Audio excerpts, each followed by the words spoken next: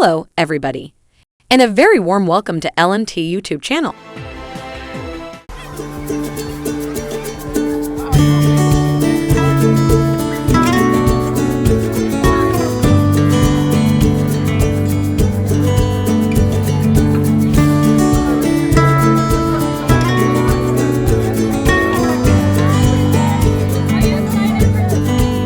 A Vision in White.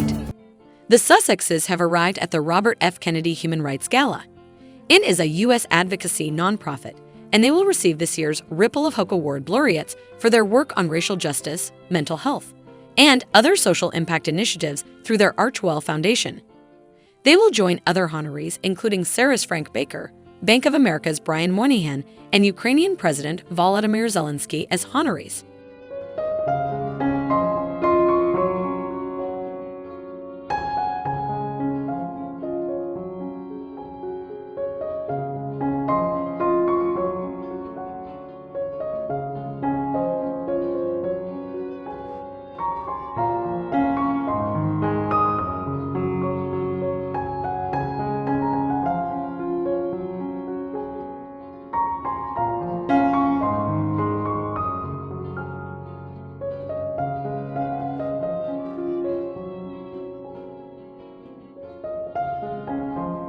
The Duchess was beaming as she made her way into the Ripple of Hope Gala in New York City, pulling her husband along by the hand. Meghan went all out with her ensemble for the evening, opting to wear a form-fitting white gown that left her shoulders completely exposed and also featured a racy thigh-high split that flashed her lean legs as she strutted through the Manhattan rain. She paired the look with a Louis Vuitton brand boxy black clutch and long gold earrings, while her brunette locks were slicked back into a low bun, allowing her glamorous makeup look to shine through. I know you told your friend you're not okay, and tell me what's wrong and why you never said you felt that way. And guess you're trying to stay strong and fake a smile until I look away. But I've known you too long, it hurts to watch your blue eyes fade to gray as you fade away. Fade away. Yeah, I'm about to fade away, cause every time I wake up I feel like it's Monday. Something's going wrong with all the chemicals up in my brain. All of a sudden I don't look at anything the same way. Got a buildup of my thoughts sitting in an ashtray. I'm sorry that I'm so inconvenient, okay. Just let me be me and I'll stay out of your way. I can see the way you look at me, I'm such a disgrace. I never really asked to be brought into this place. You wanna love me? Well then baby I have a taste. All the highs and the lows, no you'll never be the same. I don't really wanna hurt you but I can't control the pain. If you're sticking by my side maybe we could be okay. Okay, maybe you could be the change I need today. I promise that I've never felt this way. I really hope that you will choose to stay through all the pain. I know you told your friend you're not okay, and tell me what's wrong and why you never said you felt that way. And guess you're trying to stay strong and fake a smile until I look away. But I've known you too long, it hurts to watch your blue eyes fade to gray as you fade away. As you fade away. As you fade away. As you fade away.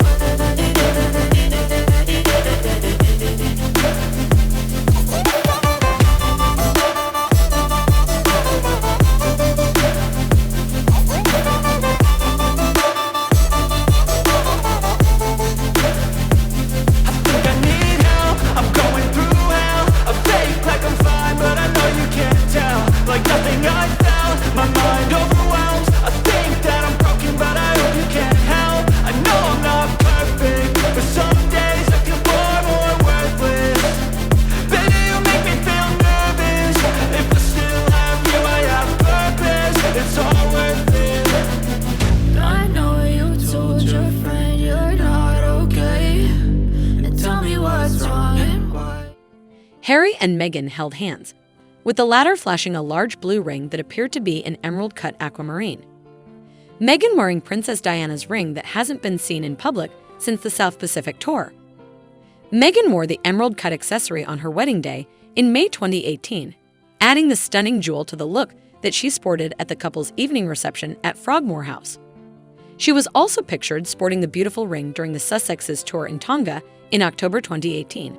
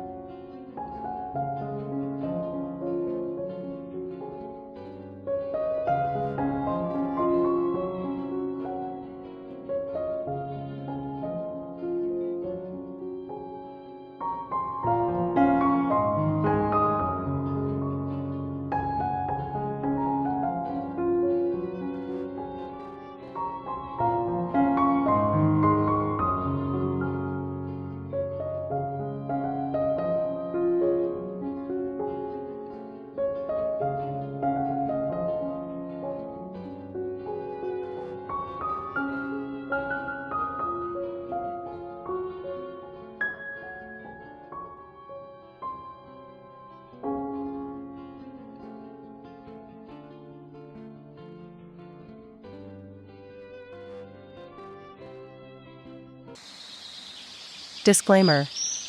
Everything in this video, and all of my videos, are my opinions based on detailed research that I perform. That said, I would recommend doing your own research before you make up your mind. Thank you. Prince Edward keeps a relatively low profile, but he's got more in common with celebrity royals like Prince Harry and Meghan Markle than you might think. Here's what we know about the trio's relationship. Prince Edward is the youngest child of Queen Elizabeth II and Prince Philip. He and his wife, Sophie, were tapped by the Queen to fill in as mentors to Prince Harry and Meghan Markle when they joined the royal family. And it turns out that was for good reason. The foursome have a lot in common.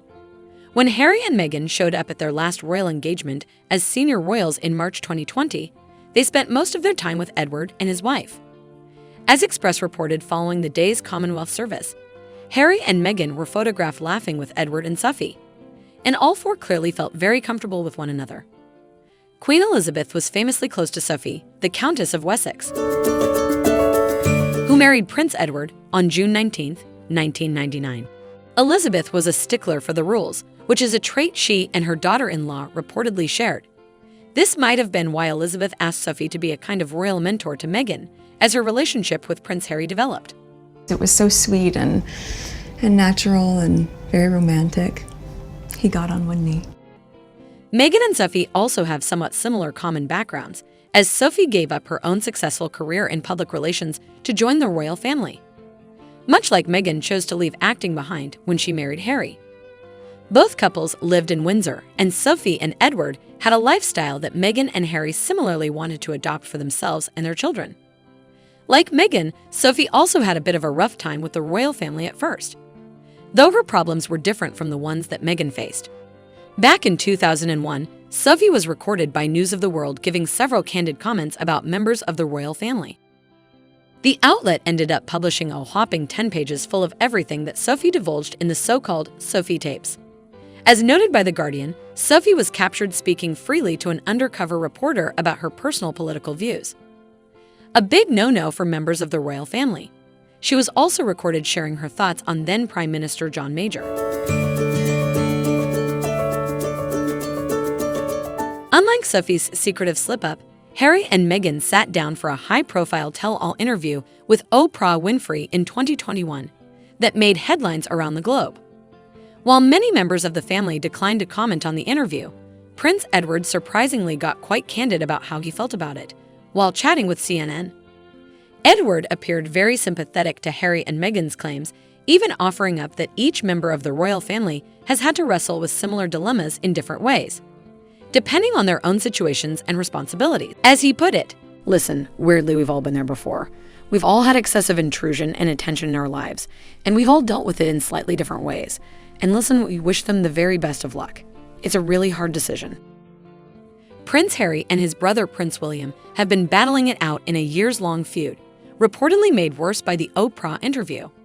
And most of the royal family appears to be interested in staying out of the emotional tango the brothers are dancing. In an interview with the BBC, Prince Edward revealed that he definitely makes all attempts to avoid getting caught up in the middle of the brothers. And he also avoids weighing in on the ongoing tension. As Edward told the outlet, I stay way out of it. It's much the safest place to be. Edward separately spoke about the rift between the pair and the rest of the family in an interview with CNN. It's difficult for everyone. It's difficult for everyone. But as I said, that's families for you. Harry and Meghan's decision to step back from senior royal duties in January 2020 resulted in the rest of the family divvying up the pair's tasks, responsibilities, and even patronages among themselves. Edward and Sophie found themselves in the position of taking on more and more of Harry and Meghan's responsibilities, and even showing up as representatives of the royal family more frequently than they had in years past, according to Express. In October 2022, Hello reported that one such move came when Sophie became the first member of the royal family to visit the Democratic Republic of the Congo. Edward has similarly doubled down on his royal work and has devoted his time to the Wessex Youth Trust, which he and his wife founded ahead of their marriage in 1999. He's also been nurturing the Duke of Edinburgh Awards since his father passed away in April 2021.